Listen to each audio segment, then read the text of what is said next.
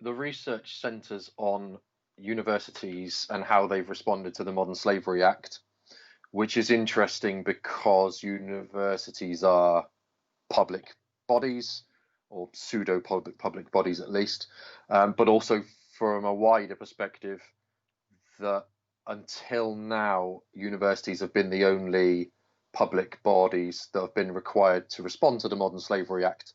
So the main findings are, first of all, that pre-existing laws such as the Social Value Act, which have forced universities and other public organisations to take account of every penny that they spend, have meant that universities have cut back on the kind of skills that are necessary to respond fully or engage fully with a law like the Modern Slavery Act. And by that I mean the skills in terms of supply chain management that universities may once have had have been moved out to purchasing consortia, so that universities now purchase or at least negotiate purchasing agreements collectively in groups.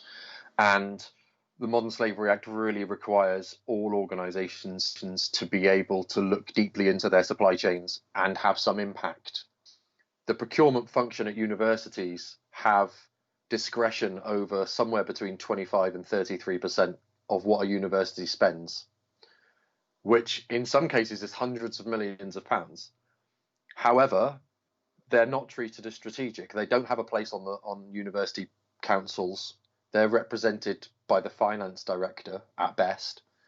And so they don't even get to make their case, despite accounting for pretty much all of the discretionary spending by the university. There are concerns that universities will end up in the firing line because they don't have the tools or they're not the area of universities that this is most relevant to professionally don't have what's needed to do a better job.